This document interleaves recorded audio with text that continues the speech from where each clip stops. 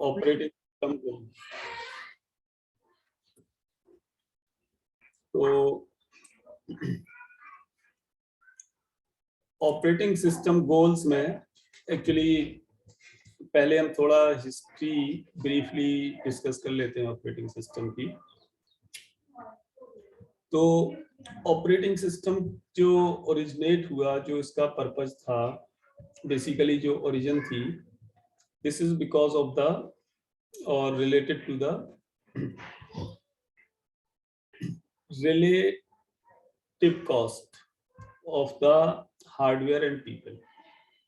मतलब हार्डवेयर और peoples, man power in the sense कि प्रोग्रामर और designer, the peoples related with the use of the computer. तो पहले स्टार्टिंग में क्या है कि हार्डवेयर बहुत कॉस्टली था, और मैंने क्लास में भी तुम लोगों को बताया है कि actually I have seen the time कि जब हार्डवेयर बहुत कॉस्टली था, हम लोगों ने भी वो टाइम देखा है, और पीपल्स जो है चीप थे। मतलब मैन पावर वो आसानी से अभी भी मिल जाती है, पहले भी मिल जाती है। तो मैन पावर जो कंप्यूटर पे काम करने वाले थे लोग, उनकी कंपैरिजन में हार्डवेयर की कॉस्ट बहुत ज्यादा थी at the time of very beginning of the computer era. जैसे पहले क्या था कि हार्डवेयर कॉस्टली था लेकिन पीपल्स चीप थे। तो जो पहले पर्पस था कंप्यूटर का वो ये था कि maximum utilization of the hardware, that was the main purpose. But nowadays क्या है कि हार्डवेयर हमारा चीप है बट पीपल्स कॉस्टली हैं। तो इन दिस सेंस कि जो पर्पस है,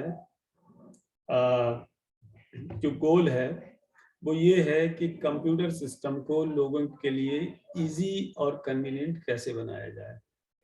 मतलब total thing depends on the conveniences and user friendliness and computer will be on easy going way।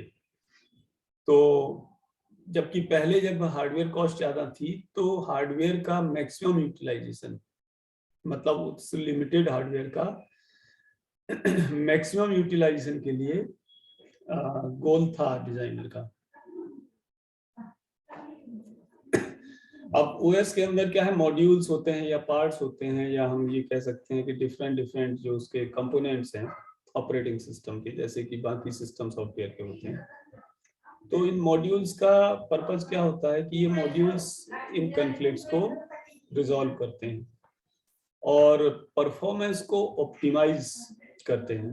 OS का गोल तो बेसिकली कोई भी सॉफ्टवेयर हो कि उसका purpose to optimise the system performance ही होता है, और सॉफ्टवेयर का यूज सिंप्लीफाई करना। तो जो प्राइमरी ऑब्जेक्टिव है ऑपरेटिंग सिस्टम का, वो efficient operation of the system itself, user के अलावा। मतलब यूजर को तो इजी गोइंग वे में, यूजर फ्रेंडली वे में यूज करने का पर्पस है ही, बट इसका जो अनदर पर्पस है वो सिस्टम खुद से भी एफिशिएंट वे में वर्क करे, तभी तो वो ओवरऑल परफॉर्मेंस या बाकी सारी चीजें प्रोवाइड करा पाएगा। तो इन दिस सेंस कि अगर हम बोलते हैं कि सिस्टम का खुद से परफॉर्मेंस अच्छा हो, तो ऑपरेटिंग सिस्टम क्या है कि हमारा इजीली डिजाइनेबल होना चाहिए, easily implementable and easily maintainable. मतलब कि डिजाइन उसका इजी हो, इम्प्लीमेंट करना भी इजी हो। तो इम्प्लीमेंट करना इजी इन द सेंस कि वो यूजर फ्रेंडली हो एंड इजी टू मेंटेन। ऐसा नहीं है कि कोई प्रॉब्लम आ जाए तो वो इजीली मेंटेन ही ना हो, इंस्टॉलेशन या कोई फाइल करप्ट हो गई या कोई वायरस आ गया, मेमोरी या कोई हार्डवेयर में प्रॉब्लम आती है छोटी मोटी, तो operating system can itself be able to recover from the small drawbacks और बेटर वी कैन से कि फ्रॉम द एग्जिस्टिंग ड्रॉबैक कि जितना ज्यादा से ज्यादा पॉसिबल हो। उसके अलावा ऑपरेटिंग सिस्टम हमारा फ्लेक्सिबल होना चाहिए, reliable, error free and efficient. ये सारे गोल्स जो हमारे ऑब्जेक्टिव हैं ऑपरेटिंग सिस्टम को यूज करने के। तो मेनली जो हमारा गोल्स या पर्पज है या ऑब्जेक्टिव है वो इन 4 टर्म्स में हम डिस्क्राइब कर सकते हैं ऑपरेटिंग सिस्टम के पर्पज को।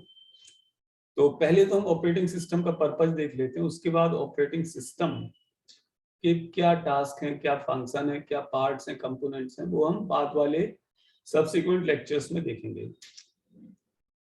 तो जो पहला पर्पज है वो ये है कि convenience, efficiency, second one maximize throughput and security and reliability.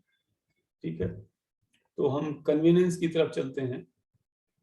Convenience word सभी लोग समझते हैं कि operating system first of all should be convenient for the peoples, for the user, for the programmer, for designer, for the software peoples etcetera. तो ये convenient होना चाहिए use करने के लिए और easy to learn, reliable, safe and fast.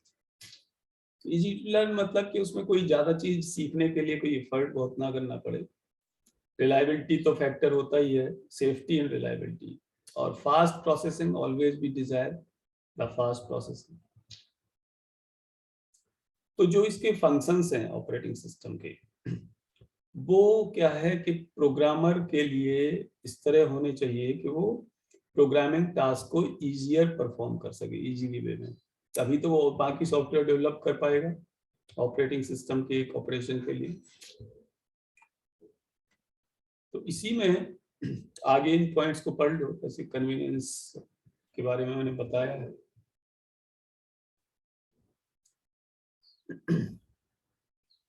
पहली चीज तो कि जो उस पर रन हो रहा है या प्रोसेस हो रहा है वो स्मूथली होना चाहिए।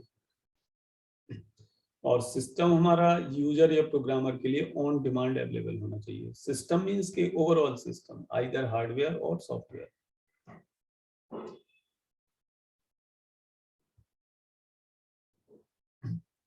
और नीचे जो लिखा हुआ है कि जो भी हम टास्क करते हैं, it is the responsibility of the operating system to perform these task, whatever task we want to perform over the computer. दूसरा हम बात करते हैं एफिशिएंसी की।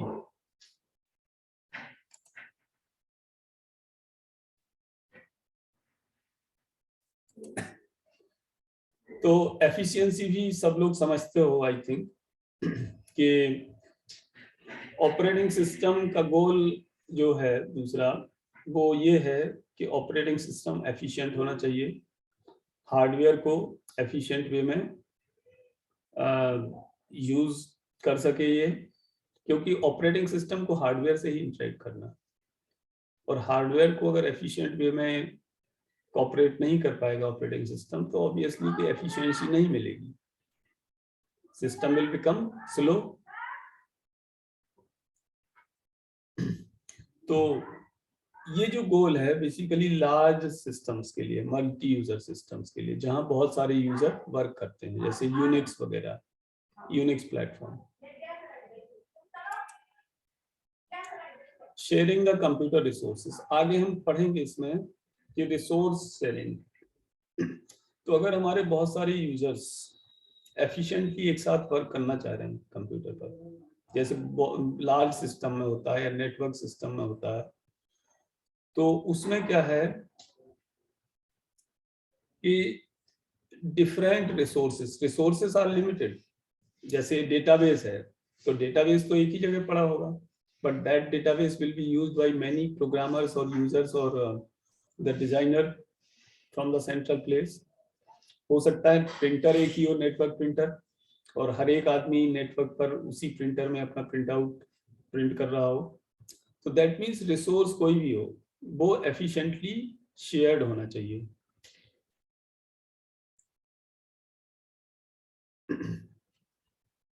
ठीक है, तो आगे चलते हैं। फिर है रिलायबिलिटी। तो रिलायबिलिटी टर्म भी सभी लोग समझते हैं कि it is from the reliable. जब भी हम बात करते हैं, चाहे सिस्टम हो या पीपल्स हो या सॉफ्टवेयर हो, एनीथिंग, कोई भी प्रोडक्ट हो, रिलायबिलिटी एक बहुत महत्वपूर्ण फैक्टर है। तो रिलायबिलिटी से मतलब कितना हम ट्रस्ट कर सकते हैं उस प्रोडक्ट पर। तो जो हमारा माइक्रो कंप्यूटर यानी पर्सनल कंप्यूटर का जो क्राइटेरिया है इफेक्टिवनेस मेजर करने के लिए, वो है उसकी cost, then reliability and ease of use. ठीक है, इफेक्टिवनेस तो कॉस्ट से भी डिफाइन होती है। कॉस्ट एक फैक्टर है जिसको हर कोई कंसीडर करके चलता है छोटे कंप्यूटर के लिए, क्योंकि basically it is the personal computer, तो cost is a important factor. Then reliability पे उस पर कितना ट्रस्ट कर सकते हैं, और ईज ऑफ यूज, हर आदमी चाहता है इजीनेस ऑफ यूज। तो कॉस्ट प्राइमरी है, पहले तो आदमी कॉस्ट देखता है, फिर उस कॉस्ट में उसको क्या बेस्ट मिल रहा है, तो cost is the prime factor. उसके बाद reliability and ease of use, कि आसानी से कैसे यूज कर सकते हैं, तो वो उसके बाद आता है। सबसे पहले कॉस्ट है। तो जो रिलायबिलिटी है वो हमारा लार्जली एक फंक्शन है, यानी रिलेटेड है कॉम्प्लेक्सिटी से। रिलायबिलिटी हमें कैसे मिलती है कि जैसे सिस्टम में है, हम अगर रिलायबिलिटी चाहते हैं किसी भी सिस्टम में, तो दैट मींस कॉम्प्लेक्सिटी बढ़ेगी। कॉम्प्लेक्स रिलायबिलिटी हमें जो फैक्टर से मिलेगी, तो हम मतलब कि कॉस्टली हार्डवेयर होगा, कॉस्टली अदर सॉफ्टवेयर होंगे, ट्रस्टेड सॉफ्टवेयर होंगे, सिक्योरिटी मेजर्स होगा, ठीक है, एंटीवायरस या अदर सॉफ्टवेयर होंगे। तो दैट मींस कि अगर सिस्टम की कॉम्प्लेक्सिटी तो अपने आप बढ़ेगी, तभी रिलायबिलिटी बढ़ेगी।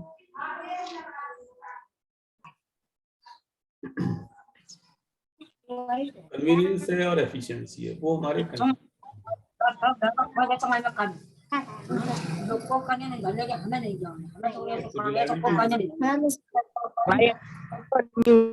बातें नहीं करो। फिर है थर्ड है मैक्सिमाइज थ्रूपुट। क्या हुआ, कोई दूसरी क्लास हो रही है क्या मेरी क्लास के टाइम? सर इसमें फर्स्ट ईयर के हैं सर। फर्स्ट ईयर के हैं तो हाँ सर। एक ऐसा है ना कि जुड़े हैं तो बने रहने दो, ऑपरेटिंग सिस्टम का स्टार्टिंग है और फर्स्ट ईयर जुड़ा है, तो कोई अगर फर्स्ट ईयर की क्लास ना हो रही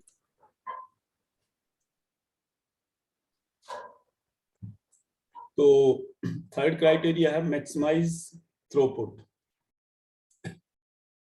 तो थ्रूपुट मींस क्या होता है कि आउटपुट जो प्रोडक्शन होके आ रहा है, थ्रूपुट मींस कि जो प्रोडक्शन होके आ रहा है वो अमाउंट, ठीक है। तो दैट मींस टास्क या program processed by the computer per unit time. तो किसी भी सिस्टम का गोल या किसी भी मशीन का गोल यही होता है। कंप्यूटर एक मशीन है और सॉफ्टवेयर उसका एक पार्ट है, एक अवयव है, एक मतलब नेसेसरी कंपोनेंट है। तो कोई मशीन मैक्सिमाइज थ्रूपुट के लिए हम हमेशा ट्राई करते हैं, तो ये कोई नया चीज नहीं है। तो जो प्रॉपर ओएस है वो हमेशा ट्राई करता है कि आउटपुट यानी जो प्रोसेस्ड रिजल्ट है, प्रोग्राम्स हैं, वो हमारे मैक्सिमम हो, जबकि turn around time and response time दोनों कम हो। टर्न अराउंड टाइम हम डिटेल में देखेंगे बाद में, बट यहाँ पर ये मान सकते हो टर्न अराउंड टाइम का मतलब ये है कि टोटल टाइम किसी प्रोग्राम को सबमिट होने से उसके प्रोसेस होने तक, कंप्लीट होने तक का जो टाइम है वो है टर्न अराउंड टाइम, TAT। और रिस्पांस टाइम है कि कोई रिक्वेस्ट हमने भेजी तो उसको इनिशिएट एक्शन लेना स्टार्ट करने में कितना टाइम लगेगा। जैसे हम स्कूटर से जा रहे हैं, बाइक से, तो कोई सपोज ऑब्स्टेकल आ गया, कोई जानवर आ गया, कुछ आ गया, तो हम ब्रेक जो लगाते हैं तो कुछ जीरो टाइम में तो लगाते नहीं है, मतलब ब्रेक लगाने के लिए कुछ ना कुछ मिली सेकंड तो हमारे दिमाग में सोचना ही पड़ता है, कुछ ना कुछ रिस्पॉन्स तो हमें सोचना ही पड़ता है। ये तो है नहीं कि सडन कुछ भी हुआ हमने ब्रेक लगा दिया, ऐसा तो नहीं होता है ना। तो रिस्पॉन्स टाइम भी हम देख लेंगे बाद में, ठीक है। अभी एक तरह से क्या है, इंट्रोडक्शन ही है, दूसरा तीसरा लेक्चर है शायद ऑपरेटिंग सिस्टम का। फिर ये है कि थर्ड है जो पॉइंट है वो optimize the resources to maximize CPU utilization. क्योंकि सीपीयू क्या है, बहुत फास्ट हमारा कंपोनेंट है कंप्यूटर का, तो सीपीयू यूटिलाइजेशन ज्यादा से ज्यादा हो, इस तरह ऑपरेटिंग सिस्टम डिजाइन किया जाता है। तो उसके कई क्राइटेरिया भी हैं जो कि हम डिटेल में देखेंगे बाद में। Minimize resource utilization and response time. अभी रिस्पॉन्स टाइम के बारे में तो उन्होंने बताया है कि रिस्पॉन्स टाइम किसी भी उसके लिए एक्शन लेने में, जो सोचने में जो टाइम है एक्शन लेने के लिए, वो रिस्पॉन्स टाइम है। और रिसोर्स यूटिलाइजेशन हमारा मिनिमम होना चाहिए। रिसोर्स यूटिलाइजेशन मिनिमम तो होना चाहिए, लेकिन उसका मतलब ये नहीं है कि उसकी जो प्रोसेसिंग है वो स्लो हो। यानी रिसोर्सेस का यूज करते हुए, मिनिमम रिसोर्स का यूज करते हुए मैक्सिमम थ्रूपुट प्रोड्यूस करना है। फिर मल्टी प्रोग्रामिंग। अब मल्टी प्रोग्रामिंग तो हम थोड़ा डिटेल में डिस्कस कर लेंगे बाद में, क्योंकि अभी तो मैं क्या है ब्रीफ इंट्रोडक्शन बता रहा हूँ कि ऑपरेटिंग सिस्टम का गोल, पर्पज और ऑब्जेक्टिव क्या है डिजाइन करने का। तो मल्टी प्रोग्रामिंग जैसे नाम से क्लियर है कि दिस मीन्स के running multiple program simultaneously on computer. तो जैसा हम जानते हैं एक साथ बहुत सारे प्रोग्राम हमारे रन करते भी, हम गाने भी एक साथ सुन रहे होते हैं, कोई चीज कॉपी भी लगा रहे होते हैं और वेबकास्टिंग भी कर रहे होते हैं। तो बहुत सारी चीजें जो है हमारी साइमल्टेनियसली चलती रहती हैं, ठीक है। तो देख रहा हूँ मैं थोड़ा कोई विजिट आई है नीचे, तो मैं उसको चलो अभी ये कंप्लीट कर देता हूँ, है ना। अभी फोन आएगा मैं देख लूंगा। तो अब इसमें क्या है कि ये स्लाइड पढ़ लो ये। हाँ ठीक है।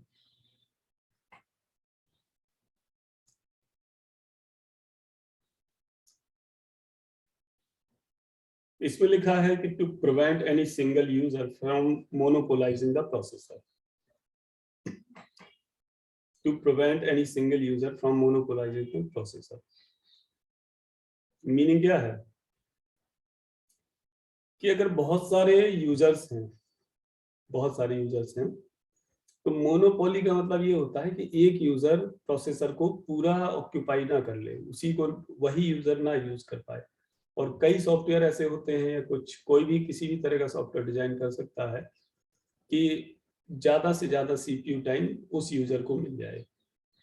तो प्रोग्राम्स हमारे क्या है, सभी यूजर को थोड़े थोड़े टाइम के लिए दिए जाते हैं। और ये जो कंसेप्ट है ये है time sharing concept, time sharing. तो टाइम शेयरिंग सिस्टम में क्या होता है कि जो सिस्टम टाइम है वो बहुत सारे यूजर्स को डिवाइड कर दिया जाता है, जो सिस्टम टाइम है, ठीक है। तो उससे क्या होता है कि यूजर अपना अपना टाइम स्लॉट पे, सिस्टम रिसोर्सेस उसके पास अवेलेबल होते हैं और वो उस टाइम में वर्क करता है। तो ये टाइम शेयरिंग सिस्टम का कंसेप्ट भी हम डिटेल में पढ़ेंगे बाद में, ठीक है। हम आगे चलते हैं। Security and reliability. तो जो ऑपरेटिंग सिस्टम है वो मॉनिटर करता है कंप्यूटर की एक्टिविटी को, ठीक है। मतलब कंप्यूटर की एक्टिविटीज से रिलेटेड, मतलब सिक्योरिटी से रिलेटेड, हैकिंग से रिलेटेड। तो सिक्योरिटी हमारी, जैसे सिक्योरिटी कई तरह से हो सकती है। एक तो hardware security, network security, operating system security, या किसी पर्टिकुलर सिस्टम की सिक्योरिटी। तो सिक्योरिटी हमारी क्या है कि एब्सोल्यूट होनी चाहिए, जिससे कि रिलायबिलिटी हमारी 100% की तरफ इंक्रीज हो। ठीक है, मतलब क्या हुआ कि जितना ज्यादा सिस्टम सिक्योर होगा उतना ही तो रिलायबल होगा। रिलायबिलिटी इसी बात पे तो डिपेंड करेगी कि सिस्टम हमारा कितना सिक्योर है। Yes sir. ठीक है, कहीं भी हो, Yes, कुछ sir. भी हो। तो ये एक तरह से जो आज का डिस्कशन है वो एक तरह से ऑपरेटिंग सिस्टम का ओवरव्यू हम ले रहे हैं कि गोल्स क्या हैं, पर्पस, ऑब्जेक्टिव क्या है, और इन सब चीजों को हम डिटेल में पढ़ेंगे। ऑपरेटिंग सिस्टम के फिर फंक्शंस पढ़ेंगे, पार्ट्स पढ़ेंगे और एक्टिविटीज। ठीक है, तो रिलायबिलिटी की हम बात करते हैं। तो वैसे तो अपना ये डिस्कशन खत्म है जो भी था। तो रिलायबिलिटी हमारा क्या है? रिलायबिलिटी जो है, ठीक है, रिलायबिलिटी तो कॉस्ट और बहुत सारी चीजों पर डिपेंड करती है, तो ये हम वैसे भी डिस्कस कर चुके हैं। तो आगे हम बात करते हैं इंफॉर्मेशन सिक्योरिटी। अब देखो, सिक्योरिटी जो है, जैसे नेटवर्क सिक्योरिटी या इंफॉर्मेशन सिक्योरिटी जब हम बात करते हैं तो ये पूरा सब्जेक्ट होता है बीटेक में तुम्हारा, इंफॉर्मेशन सिक्योरिटी। इंफॉर्मेशन सिक्योरिटी में क्या है कि जो भी सिस्टम है, चाहे वो सॉफ्टवेयर हो, चाहे ऑपरेटिंग सिस्टम हो, चाहे वो नेटवर्क से रिलेटेड चीजें हो, इंफॉर्मेशन या डेटा आज के उसकी सिक्योरिटी करना बहुत बड़ा इश्यू है। जैसे तुम नेट बैंकिंग कर रहे हो, यस सर। ठीक है, या फिर लेट्स से यूपीआई परफॉर्म कर रहे हो, तो वो तुम्हारा जो डेटा है, पासवर्ड है और जो सारी चीजें कॉन्फिडेंशियल है, उनकी सिक्योरिटी बहुत बड़ा इशू है। ऐसा नहीं है कि तुम जो यूज कर रहे हो वो सब कुछ डिस्प्ले हो रहा है या सब कुछ जो है ओपनली डिस्ट्रीब्यूट हो रहा है। तो इंफॉर्मेशन, किसी भी ऑर्गेनाइजेशन का जो डेटा है वो इंफॉर्मेशन ही तो है, तो उसकी सिक्योरिटी करना बहुत बड़ा इशू है। ठीक है, तो जो इंफॉर्मेशन सिक्योरिटी से रिलेटेड चीजें हैं वो भी ऑपरेटिंग सिस्टम का पार्ट होता है। तभी तो हम बोलते हैं कि Linux is more secure, more better operating system than window. जितने भी हमारे साइंटिफिक ऑर्गेनाइजेशन है, जितने भी साइंटिफिक ऑर्गेनाइजेशन है, सभी में क्या होता है, लाइनेक्स ऑपरेटिंग सिस्टम यूज होता है, ना कि विंडोज। विंडो कहीं भी सिक्योरिटी के लिए यूज नहीं किया जाता है। जहां भी सर्वर बनेंगे, रिसर्च ऑर्गेनाइजेशन होगा, या जितने भी अपने महत्वपूर्ण ठिकाने हैं या महत्वपूर्ण ऑर्गेनाइजेशन है देश के, सब जगह लाइनेक्स ऑपरेटिंग सिस्टम यूज होता है, because it provides a better security than Windows. Window कोई सिक्योर ऑपरेटिंग सिस्टम नहीं है। विंडोज में क्या है हमारा कि यूजर फ्रेंडली है यहाँ पे, क्योंकि विंडोज को सभी जनरल यूजर सभी यूज करते हैं, चाहे घरों में हो, चाहे बच्चा हो, चाहे कोई भी हो, एनीवन एल्स। तो Windows not a secure operating system. तो जो इंफॉर्मेशन सिक्योरिटी से रिलेटेड फैक्ट्स हैं वो ये होते हैं, confidentiality, data integrity and authenticity. ठीक है, इसको हम एक टर्म और होता है एटॉमिसिटी और होता है इसमें। ठीक है, तो अब यहाँ पे क्या है कि हम इन तीनों को थोड़ा देख लेते हैं क्या पर्पज होता है। कॉन्फिडेंशियलिटी का मतलब ये होता है कि जो डेटा हम यूज कर रहे हैं, जैसे हम नेट बैंकिंग कर रहे हैं, सपोज ट्रांसफर कर रहे हैं पैसे, तो ये हमारा क्या है कि अनऑथोराइज्ड यूजर ना एक्सेस कर सके। और अनऑथोराइज्ड यूजर तुमने देखा होगा कि एक्सेस करने की कोशिश करते हैं। जितने फ्रॉड चल रहे हैं आज के टाइम में, वो क्या करते हैं कि हमारा डेटा ही तो एक्सेस करने की कोशिश करते हैं, चाहे तो फोन करके या लिंक भेज के हमारा पासवर्ड चुराने की कोशिश करेंगे, फिर यूजर नेम, फिर ओटीपी हमसे पूछेंगे। ऐसे कई केसेस होते हैं फ्रॉड के। तो वो क्या है कि वो अनऑथोराइज्ड यूजर हमारा डेटा एक्सेस कर रहे हैं, हमारा पासवर्ड या कुछ, और उससे हमारा क्या है महत्वपूर्ण डेटा यूज कर लेंगे वो। सर तो ये है कॉन्फिडेंशियलिटी कि जो हम परफॉर्म कर रहे हैं वो, अगर हम पैसे ट्रांसफर कर रहे हैं तो हमें पता है कि वो पैसे उसी पर्सन को जाने हैं ना जिसको हम कर रहे हैं। ऐसा तो है नहीं कि हमने ट्रांसफर किए किसी को, बीच का बीच कहीं और चला जाए, ऐसा नहीं होना चाहिए।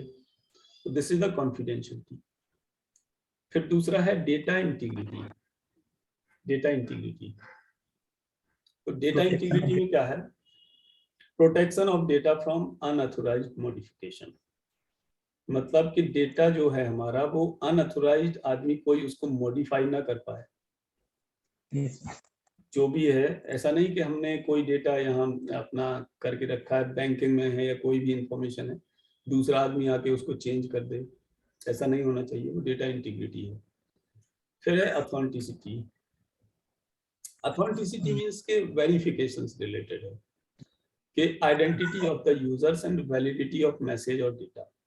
अगर हम अपने व्हाट्सएप से कुछ भी भेज रहे हैं दूसरे को, तो उसको वही मैसेज मिलना चाहिए जो कि हमने भेजा है, और जिस मोबाइल से हमने भेजा है वो एक तरह से अथोराइज्ड यूजर हो गया, वो वेरीफाई हो गया, अथोराइज्ड यूजर वेरीफाई हो गया। तो ये है ऑथेंटिसिटी, कि जिस मोबाइल से भेजा गया उस मोबाइल धारक का अथोराइजेशन है, वो डिनाई नहीं कर सकता कि हाँ मेरे मोबाइल से नहीं भेजा गया, क्योंकि जिसका मोबाइल है, जिसके नाम से रजिस्टर्ड है, तो उसकी ऑथेंटिसिटी उसमें हो गई। वो डिनाई नहीं कर पाएगा कि मेरे मोबाइल से नहीं भेजा गया। अगर नहीं भेजा गया तो ये उसकी जिम्मेदारी है कि क्यों भेजा, किसने भेजा, कैसे भेजा। और दूसरा, मैसेज जो भेजा गया, तो वो ये भी नहीं डिनाई कर सकता कि मैंने ये मैसेज नहीं भेजा और वो पहुंच गया। तो ये सारी चीजें, बहुत सारे फैक्टर हमने जो डिस्कस कर लिए, वो सब ऑपरेटिंग सिस्टम के गोल्स से रिलेटेड हैं और ऑपरेटिंग सिस्टम के डिजाइन इश्यूज से भी रिलेटेड है। तो ये सारी चीजें आज हमने डिस्कस की। अब नेक्स्ट उसमें जो हम डिस्कस करेंगे वो हमारा रहेगा, मैं बता देता हूं कि क्या नेक्स्ट उसमें हम डिस्कस करेंगे। नेक्स्ट जो हमारा रहेगा वो रिसोर्स मैनेजमेंट या फिर operating system services. Slides share हो रही हैं प्रॉपरली? Yes sir. ठीक है, तो I think that's enough for today. और इसके बाद अगर किसकी कोई क्वेरी हो तो पूछ सकते हो। ठीक है, अभी अपने पास जो पूरा क्लास खत्म होने में करीब 5 मिनट का टाइम है, तो you can ask the query. और बेसिकली क्या है कि शायद इंस्पेक्शन के लिए फोर्स वगैरह आई हुई है, लेकिन मेरी क्लास चल रही है इसलिए मैं जा नहीं सका, तो क्लास के बाद ही मैं जाऊंगा वहाँ। तो किसी को कुछ पूछना हो तो बोलो।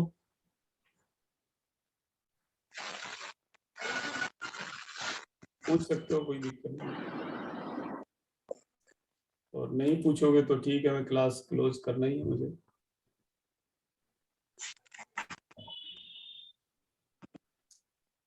पूछना है?